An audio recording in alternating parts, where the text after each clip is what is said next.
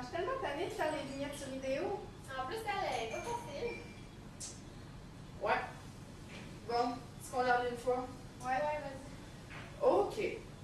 Madame Barré, 45 ans, se présente à l'urgence parce qu'elle est incapable de monter les escaliers depuis 3 jours et qu'elle souffre d'une faiblesse dans les jambes depuis une semaine, ainsi que d'engourdissement aux pieds depuis 2 semaines. Elle souffre du syndrome de Guillain-Barré. C'est quoi, il a barré, j'ai jamais entendu ça. Hey! Moi, j'ai vu ça en stage!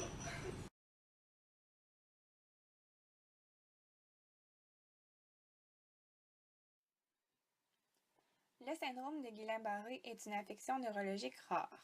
C'est une maladie auto-immune inflammatoire du système nerveux périphérique. En fait, le système immunitaire du patient se retourne contre ses propres nerfs périphériques.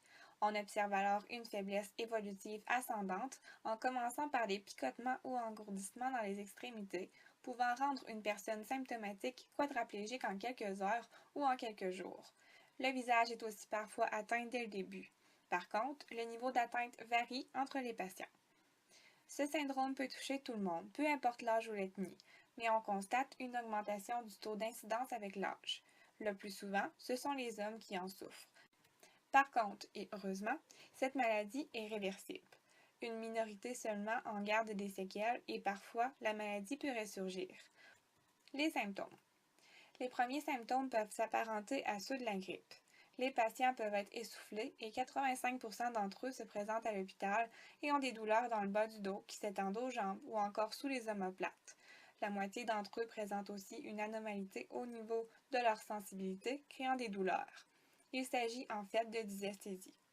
Il peut aussi y avoir une diminution des réflexes ostéotendineux, c'est-à-dire une aréflexie ou encore une hyporéflexie.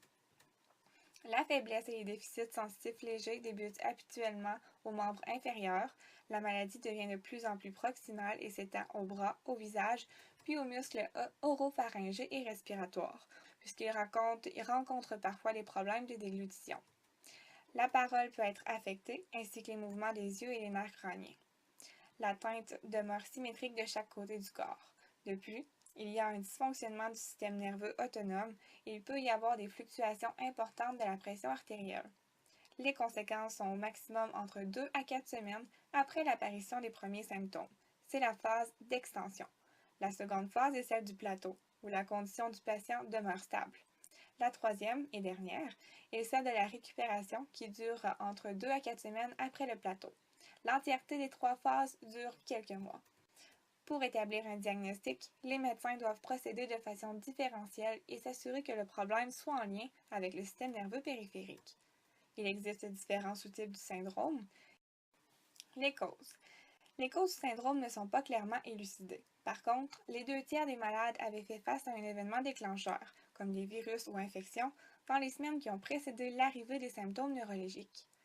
Le Campylobacter jejuni est la bactérie la plus souvent responsable de l'apparition du syndrome de Guillain-Barré.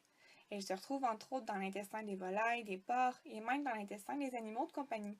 D'autres virus se sont avérés comme étant de possibles causes, soit le cytomégalovirus, le virus d'Epstein-Barr, la varicelle, les hépatites A et B, le VIH et autres, de même que des infections des voies respiratoires supérieures ou gastro-intestinales.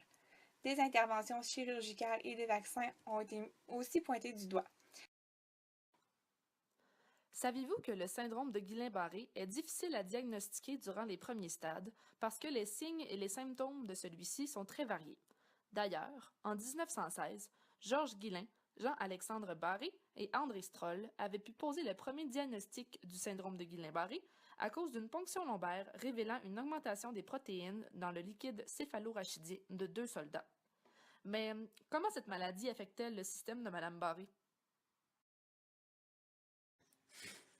Madame Barré se pose bien des questions sur le syndrome de Guillain-Barré dont elle serait atteinte.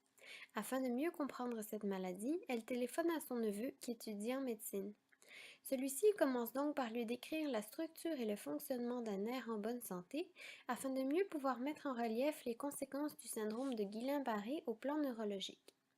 Un nerf est un organe du système nerveux périphérique composé de fibres nerveuses qui permet la communication entre le système nerveux central, composé de l'encéphale et de la moelle épinière, et le reste du corps. Un nerf peut transmettre des informations afférentes, soit du corps vers le cerveau. On parle alors de neurones sensitifs. Un nerf peut également transmettre des informations efférentes, soit du cerveau vers les muscles, et il s'agit alors de neurones moteurs. Comme toutes les cellules de notre organisme, les neurones possèdent une membrane qui entoure un cytoplasme et un noyau qui contient les gènes, ainsi que des organites qui leur permettent de produire leur énergie et de fabriquer des protéines. Les neurones, contrairement aux autres types de cellules, possèdent deux types de prolongements leur permettant de transmettre l'information nerveuse, soit l'axone et les dendrites. L'axone est généralement très long et unique, et il conduit l'information du corps cellulaire vers d'autres neurones avec lesquels il fait des connexions, appelées synapses. Les dendrites, quant à eux, se divisent comme les branches d'un arbre, recueillent l'information et l'acheminent vers le corps de la cellule. Pour finir, les axones de nombreux neurones sont entourés par une gaine de myéline. Les cellules formant la gaine de myéline sont aplaties et leur membrane plasmique est enroulée autour des axones. La gaine de myéline peut ainsi présenter jusqu'à 300 couches de membrane. Celle-ci permet dans un premier temps d'isoler et de protéger les fibres nerveuses, comme le fait le plastique autour des fils électriques. De plus, la gaine de myéline permet d'augmenter la vitesse de propagation de l'influx nerveux qui peut alors se propager jusqu'à 120 mètres par seconde. En effet, entre chaque partie myélinisée de l'axone se trouve une partie à nu qui, elle, est conductrice. On appelle cet endroit un nœud de Ranvier. Ainsi, l'influx saute d'un nœud de Ranvier à l'autre le long de l'axone, ce qui lui permet de parcourir le même trajet en un temps moins long. C'est ce que l'on nomme la conduction saltatoire. Dans le syndrome de Guillain-Barré, le système immunitaire de la personne attaque les nerfs périphériques de son corps en réponse à une infection virale. Alors que le système immunitaire combat l'infection, il attaque les nerfs périphériques par erreur et endommage ainsi la gaine de myéline. Sans cette enveloppe, les nerfs ne peuvent donc plus envoyer leur message, ou alors ils en envoient des plus faibles à une vitesse plus lente. Les influx nerveux seront donc ralentis ou modifiés, entravant ainsi la transmission de l'information nerveuse. De plus, la gaine de myéline dans le système nerveux périphérique est généralement présente aux endroits où la vitesse de l'influx doit être rapide, soit par exemple les commandes en direction des muscles squelettiques ainsi que l'information tactile. Ainsi, le syndrome de Guillain-Barré touchera davantage ces zones où la gaine de myéline est indispensable et présente en plus grande quantité. C'est pourquoi les symptômes observés chez les personnes vivant avec le syndrome de Guillain-Barré sont souvent une faiblesse musculaire, des picotements, des engourdissements ou de la paralysie. Dans la forme démyélinisante du syndrome de Guillain-Barré, où seule la gaine de myéline est touchée, la régénération de celle-ci est possible, notamment en faisant attention à son alimentation pendant un certain temps. Étant atteinte de cette forme, Madame Barré fera donc attention à manger davantage d'aliments contenant du cholestérol et de l'acide laurique, qui favorise le développement des cellules souches réparatrices de la gaine de myéline. La guérison de la forme myélinique est donc possible et ne laisse pas de séquelles. Cependant, dans la forme axonale, qui est plus rare mais plus grave, les axones sont endommagés, ce qui peut laisser des séquelles à plus long terme et peut prendre des mois voire des années avant d'atteindre un bon niveau de récupération. Il est primordial que Madame Barré soit hospitalisée pour recevoir les soins convenables et le plus tôt possible afin de diminuer les lésions des nerfs. Il existe deux traitements médicaux principaux. Le premier, la plasmaphérèse, consiste à nettoyer le sang des anticorps détruisant la myéline en remplaçant le plasma du patient par du plasma sain.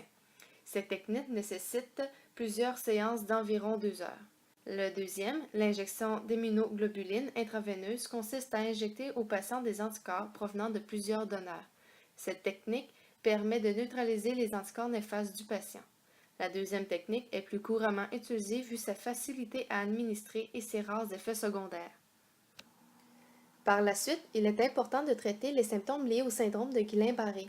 Un quart des malades présente des difficultés importantes au niveau respiratoire. Une évaluation quotidienne des capacités respiratoires doit être effectuée. Également, l'alimentation est affectée en causant des troubles de déglutition. L'installation d'une sonde gastrique est souvent mise en place. La perte de mouvement et de force musculaire ainsi que l'hospitalisation oblige souvent la personne à être alitée. L'apparition de complications telles que les plaies de pression est fréquente et doit être traitée d'urgence. La prise en charge d'une personne atteinte du syndrome de Guillain-Barré se fait en équipe multidisciplinaire. Au sein de cette équipe, on retrouve des médecins, des ergothérapeutes, des physiothérapeutes et des kinésithérapeutes. Également, on retrouve fréquemment d'autres professionnels comme les travailleurs sociaux ou les psychologues. L'ergothérapeute a un rôle prépondérant dans le rétablissement et entre en jeu dès la première phase. Dans cette phase, ainsi que dans la suivante qui est le plateau des symptômes, son rôle consiste à maximiser le confort de la personne ainsi que d'optimiser son autonomie. La paralysie atteint les mouvements et la force musculaire et peut également toucher le volet de la communication verbale. De plus, il est important de préserver les amplitudes articulaires afin d'éviter toute rétraction. Ce rôle est conjointement réalisé par les ergothérapeutes et les physiothérapeutes. Lorsque les rétractions au niveau du poignet et de la main sont importantes, l'ergothérapeute peut également concevoir des orthèses de repos. Par la suite, lors des premiers signes de récupération motrice qui est la phase de récupération, le processus de rééducation débute. À cette étape, les personnes atteintes du syndrome de Guillain-Barré ont des caractéristiques qui se rapprochent beaucoup du tétraplégique. Le rôle premier du physiothérapeute est la récupération de la fonction musculaire et articulaire. Également, l'ergothérapeute, au début de la récupération, se concentre sur les mouvements fonctionnels et sur l'adaptation de l'environnement et des activités permettant d'augmenter l'autonomie de la personne. Finalement, suite à la réadaptation, il arrive qu'il reste des séquelles qui doivent être compensées et évaluées par une ergothérapeute pour assurer le fonctionnement optimal de la personne. Donc, est-ce que c'est plus clair? Oui, Ouais. merci. Bon, ben, on prend la collecte des données, hein? Ah, let's go. Hey, mais il y a une fondation justement pour le Guillain-Barré. On pourrait faire un espèce de défi pour ramasser des fonds. Non.